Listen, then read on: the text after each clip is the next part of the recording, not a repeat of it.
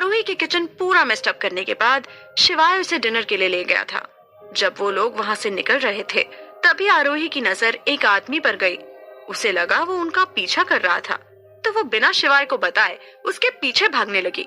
शिवाय उस वक्त एक कॉल पर बहुत बिजी था। आरोही ने चिल्ला चिल्ला कर लोगों को भी इकट्ठा कर लिया था, पर वो आदमी फिर भी भाग निकला। एक बार फिर आरोही के हाथ से वो अनजान शख्स छूट गया था। Damn it! वो जमीन पर जोर से पैर मारते हुए बोली, बस इतना सा चूक गई मैं, वरना आज तो ये मेरी पकड़ में आ ही जाता। पर एक मिनट, उसके हाथ में एक टैटू था। उसने याद करने की कोशिश की और फिर बोले, ये लाइन वाला टैटू मैंने पहले भी कहीं देखा है, पर कहाँ देखा है? वो अपने दिमाग पर जोर डालकर सोच रही थी कि उसने ये टैटू आखिर कहाँ देखा है। तभी शिवाय दौड़ता हुआ उसके पास पहुंचा। आरोही, क्या हो गया? तुम इस तरह से यहाँ पर भागते हुए क्यों आ गई? तुम ठीक तो हो ना? आरोही ने लंबी सांस लेते हुए कहा, शिवाय, मैं आपको कब से ये बताना चाह रही थी, पर आप मुझे कुछ बताने का मौका ही नहीं दे रहे थे। मुझे ऐसा लग रहा है कि कोई है जो हमारे पीछे पड़ा है, कोई है जो हमें स्टॉक करा है। शिवाय, मुझे वो आदमी बार बार दिख रहा है। आज मैं उसे बस पकड़ने ही वाली थी, पर वो मेरे हाथ से निकल गया। शिवाय को कुछ समझ नहीं आ रहा था। उसने पूछा, कौन था वो आदमी? किसकी बात कर रहे हो तुम? और मुझे क्यों नहीं दिखा? आरोही के पास इस वक्त उसे एक्सप्लेन करने के लिए कुछ भी नहीं था। उसने बस इतना ही कहा, मैं आपको अभी ये नहीं बता सकती कि वो कौन है और हमारे पीछे क्यों पड़ा है, पर शिवाय, विश्वास करो, हम पर बहुत बड़ा खतरा है। मुझे नहीं पता कि ये सब किसका काम है, पर हमें बहुत संभल के रहना होगा। शिवाय ने उसे पहले शांत किया और गाड़ी की तरफ ले गया। गाड़ी से बोतल निकाल उसने उसे पानी पिलाया और फिर बड़े प्यार से उसके सर पर हाथ फेरते हुए बोला, तुम इतनी चिंता मत करो आरोही, ये मेरा काम है। मैं इन लोगों को अच्छे से हैंडल कर लूंगा और सिक्योरिटी भी बढ़ा दूंगा। अगर तुम्हें ऐसा लगता है कि कोई है जो हमें नुकसान पहुंचाना चाहता है, तो मैं इस बात को हल्के में नहीं जाने दूंगा। तुम बेफिक्र रहो। चलो, अब हम तुम्हारा मूड सही करने के लिए शॉपिंग पर चलते हैं। आरोही अपना मासूम सा चेहरा बनाते हुए बोली, शॉपिंग? नहीं, मुझे अभी कोई शॉपिंग वॉपिंग पर नहीं जाना। मैंने तो कपड़े भी ढंग के नहीं पहन रखे। शिवाय ने तुरंत उसके होठों पर उंगली रखकर उसे चुप करा दिया। वो कुछ समझ पाती इससे पहले ही उसने उसे अपने करीब खींचा और अपनी सेंशुअस आवाज में उसके कान के पास आकर बोला, तुम्हारे पास दो ऑप्शन है, या तो मेरे साथ शॉपिंग पर चलो या फिर तुम्हें मुझे सबके सामने किस करना होगा। ये सुन तो जैसे आरोही के होश उड़ गए। कुछ देर के लिए जैसे उसे कुछ समझ ही नहीं आया। फिर उसने थोड़ा नाराजगी से कहा, किस? ये क्या मजाक है? शिवाय ने उसे अपने और करीब कर लिया और बोला, देख लो, तुम्हारी चॉइस है, तुम्हें क्या करना है। आरोही उसे थोड़ा दूर करते हुए बोली, आप ये क्या कर रहे हैं? सब लोग देख रहे हैं, ऐसे पब्लिक प्लेस में ये सब। बोलते बोलते वो चुप हो गई। वैसे आरोही ठीक ही कह रही थी। आसपास से गुजरते हुए लोग उन्हें ही देख रहे थे। आरोही बहुत ऑकवर्ड हो गई थी, पर साथ ही उसके गाल भी शर्म के मारे लाल हो गए थे। उसने उम्मीद नहीं की थी कि अचानक शिवाय के अंदर का रोमांटिक इंसान जाग जाएगा, और ना ही उसने कभी ये सोचा कि शिवाय कभी उसके इतने करीब भी आएगा। उन दोनों के बीच नजदीकियां बढ़ने लगी थी। उसने जब आसपास के लोगों को देखा तो जल्दी से कहा, अच्छा ठीक है, मैं शॉपिंग पर चलने के लिए तैयार हूँ, बस आप थोड़ा दूर होइए मुझसे। देखो ना, सब लोग देख रहे हैं। शिवाय ने कहा, हाँ तो क्या हुआ, देखने दो, तुम मेरी वाइफ हो। मैं किसी कॉलेज जाती लड़की या किसी पराई लड़की को तो नहीं छेड़ रहा हूँ। वैसे मुझे पता था कि तुम यही ऑप्शन चूज करोगे। ये बोलते हुए उसके चेहरे पर एक अलग ही मुस्कुराहट थी।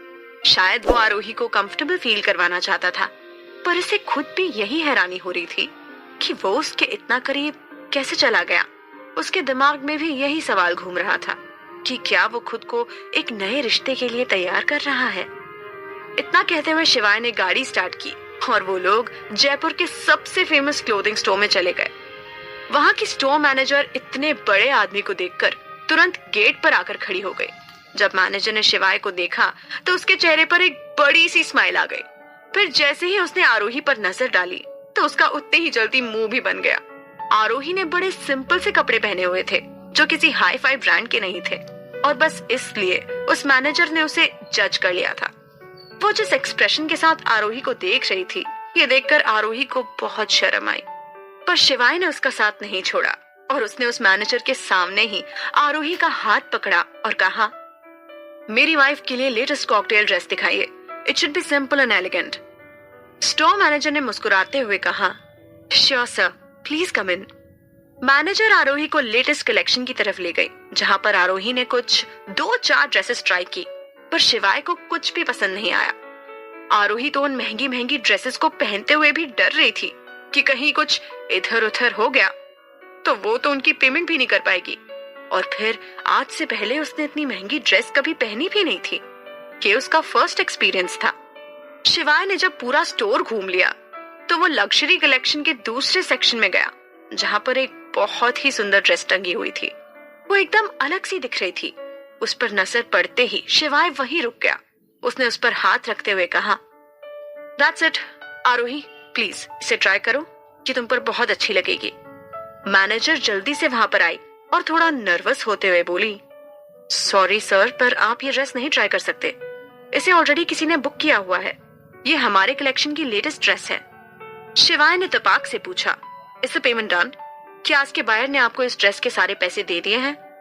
मैनेजर ने समझाते हुए कहा, नहीं सर, पर उन्होंने इसे बुक किया हुआ है, तो इससे पहले कि वो अपनी बात कंप्लीट कर पाती, शिवाय ने उसे अपने हाथ से ही रुकने का इशारा किया और कहा, बस अगर इसकी पेमेंट नहीं हुई है तो मैं इसे खरीदने वाला हूँ। आरोही यही ड्रेस पहनेगी, चाहे मुझे इसके लिए डबल प्राइस ही क्यों ना चुकाना पड़े। आरोही ने जब देखा कि शिवाय इतनी महंगी ड्रेस ले रहा है तो उसके रोंगटे खड़े हो गए। उस एक अकेली ड्रेस की कीमत 1 लाख रुपए थी।